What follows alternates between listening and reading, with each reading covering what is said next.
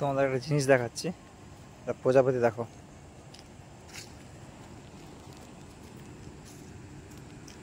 এরকম সুন্দর প্রজাপতি আমি এর আগে দেখিনি, কমসে এই প্রজাপতিটা দেখিনি এর আগে, কারণ আমাদের গ্রামগঞ্জে এসব প্রজাপতি দেখতে পাওয়া যায় না।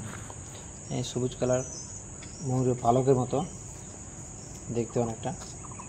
তো প্রজাপতিটা দেখে মনে হলো যে প্রজাপতিটা একটু হয়তো অসুস্থ আছে, পালকগুলো ছিঁড়ে যাওয়ার কারণে হয়তো ঠিকঠাক ওরা উঠতে পারছে না, একই জায়গায় চুপচাপ বসে আছে।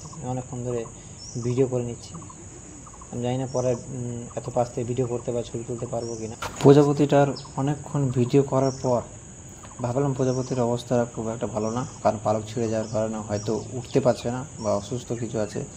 তো জানি না উঠতে পাবে কিনা, তো হাত দিয়ে দেখি উঠতে পারছি কিনা। তো প্রথম চান্সে তো সে উঠতে পারে না, তার কিছুক্ষণ পর উড়ে যায়।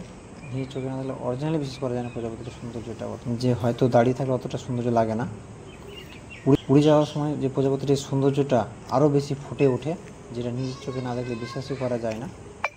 যা দেখতে খুবই সুন্দর লাগছে প্রজাপতিটা উড়ে যাওয়ার সময়।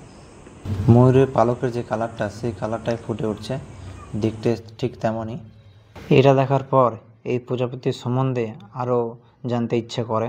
তারপর রুমে গিয়ে গুগলে ফটো দিয়ে সার্চ করি, তার প্রজাপতি সম্বন্ধে জানতে পারি। যেমন নাম তেমন দেখতে প্রজাপতিটা খুবই সুন্দর একটা প্রজাপতি। তো বন্ধুরা, তোমাদেরকে এই প্রজাপতিটা কেমন লাগলো তো অবশ্যই কমেন্ট বক্সে জানাও।